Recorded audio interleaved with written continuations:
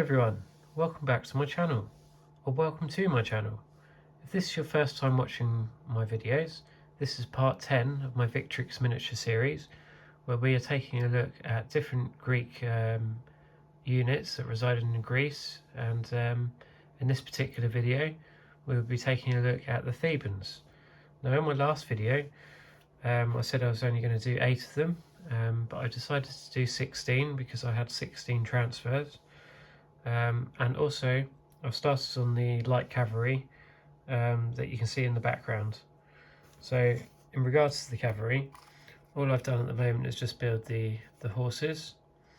I haven't done the people that ride them yet because I'm not sure whether to do them as Spartans, Athenians, or even Thebans. So I'm still looking into it and just trying to gather ideas for them. I might do like half of them as one faction, half of them as another. We'll just have to wait and see on that. But yeah, going into the Thebans today, here's a closer view of them. Now I'm really pleased how they came out. I spent a bit more time than I probably should have because I've added all the red edging.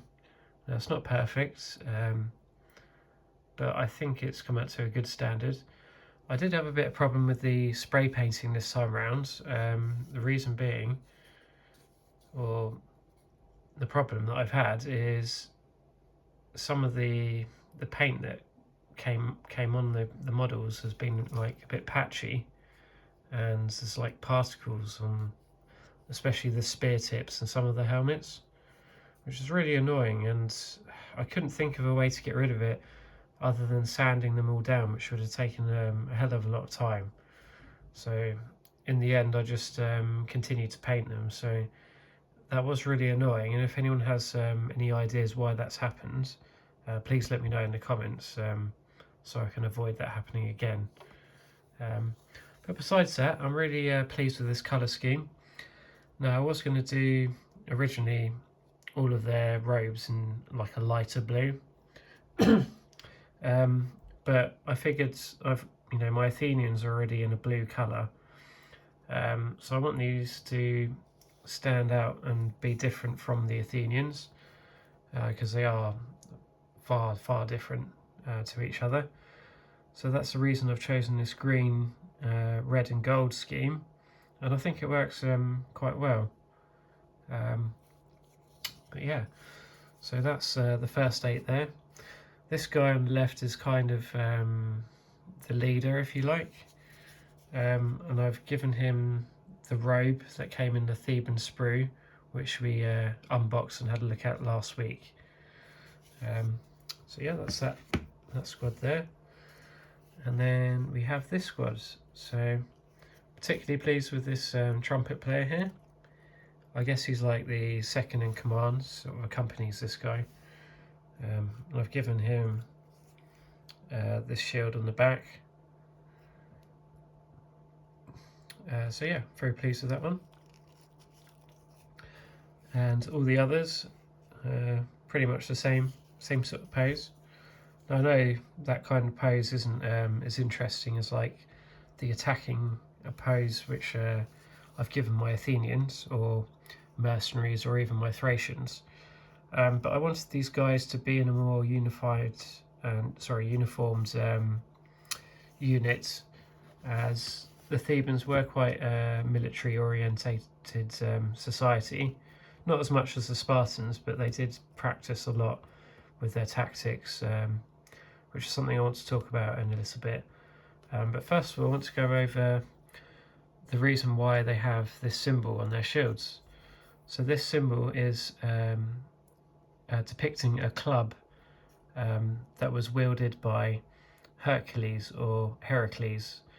However you pronounce it, it's the same meaning. But Hercules was a legendary hero in ancient Greece, and it is said that he wielded a club, and some legends say that this club was actually a full tree ripped from the ground that he used as a club, because Hercules was renowned for supreme strength. You know, he's the son of Zeus. Yeah, just really, really strong. And the reason why the Thebans wanted to apply this to their shield was to harness Hercules' strength in battle. But also because it is said that Hercules was either born or raised in Thebes, and hence why they've affiliated themselves with him. So yeah, I thought it was an important piece of lore there to share with you guys. Now I also want to talk about why the Thebans were so important in ancient Greece, and there are several reasons. But one of them, or the most notable one in my view, is they had an elite group of soldiers which are called the Sacred Band, the Theban Sacred Band. Now this Theban Sacred Band was a hand-picked group of 300 men or 150 couples of male lovers, and it is said that because they were male lovers, they fought more ferociously in battle, because you know they're not only fighting for their state or country, but also for their partner in battle. So they're renowned as being very ferocious, and also as a kind of shock troop. They were very fast in battle. And one of the key moments of this elite force, and also Theban military in general, was a great battle between Spartans and Thebans. I forget the name of it, but basically it was the first time the Spartans had been utterly defeated, and it was also the downfall of Spartan military might. So it kind of changed the course of history in that sense. And it was due to a Theban leader, I can't pronounce his name properly, but it's something around the lines of Epaminondas or something like that. But he came up with this tactic called the oblique order. Now the oblique order was basically when you had your army ranked up like this, but in one particular area of your army you would have it deeper than the rest of the line. And in this particular case, he had the deeper part of his army in 50 ranks of men.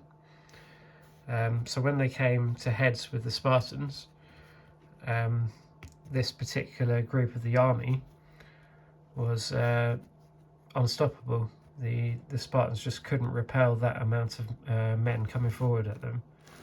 So, and in the battle, the Spartan king actually died, along with all of his bodyguards. So so I think that's a really important piece of history, and that a tactic has won many battles, not just in ancient Greece, but in future battles and future warfare as well.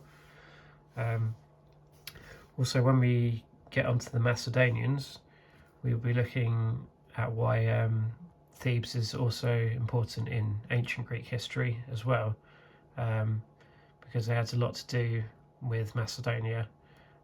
Prince Philip, Alexander the Great, not Prince Philip, sorry, Philip II. So yeah, no, I think that's about it for this video. I know there's not too much to show off, but I did spend a bit too much time building and painting these guys, and I hope you're happy with the result and feel inspired to do something similar. But yeah, I just want to say a massive thank you to everybody who subscribed recently. All the comments, all the tips, and all the great feedback that you've been giving me. I really appreciate that. It helps motivate me and keep me enthused about these projects. But if you have any ideas or things you'd like to see on this channel, please don't hesitate to leave your ideas in the comment section. I will consider anything that people would like to see. So yeah, but with that all out of the way, hope you've enjoyed this video. Thank you very much for watching, and I'll see you again next time. Bye for now.